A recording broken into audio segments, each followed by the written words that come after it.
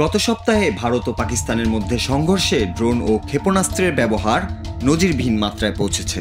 ভারতীয় সেনাবাহিনী অভিযোগ করেছে পাকিস্তান তাদের ভূখণ্ড এবং ভারত শাসিত কাশ্মীরের 3টি সামরিক ঘাঁটিতে ড্রোন ও ক্ষেপণাস্ত্র হামলা চালিয়েছে।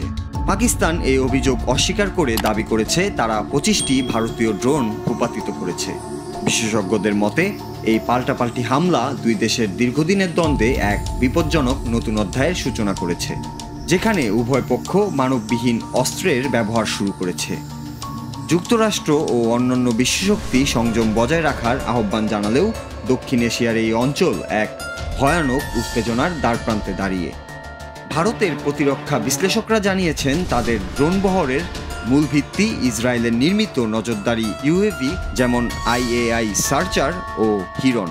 এছাড়াও রয়েছে হার্পি ও হার্প লোটারিং মিউনিশন, যা স্বয়ংক্রিয়ভাবে নজরদারি করতে ও নির্ভুল হামলা চালাতে সক্ষম।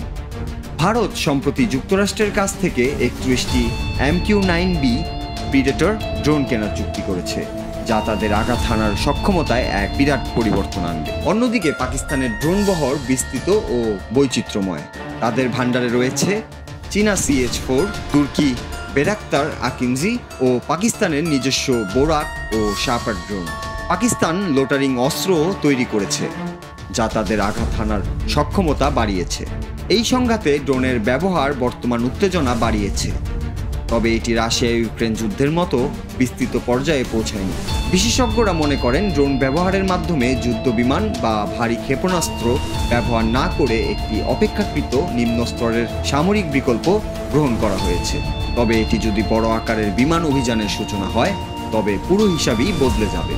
এই পরিস্থিতি স্পষ্ট করে যে দক্ষিণ এশিয়ার ড্রোন প্রযুক্তি প্রতিযোগিতায় কেবল সামরিক নয়, কৌশলগত আধিপত্যের দিক থেকেও গুরুত্বপূর্ণ হয়ে উঠেছে।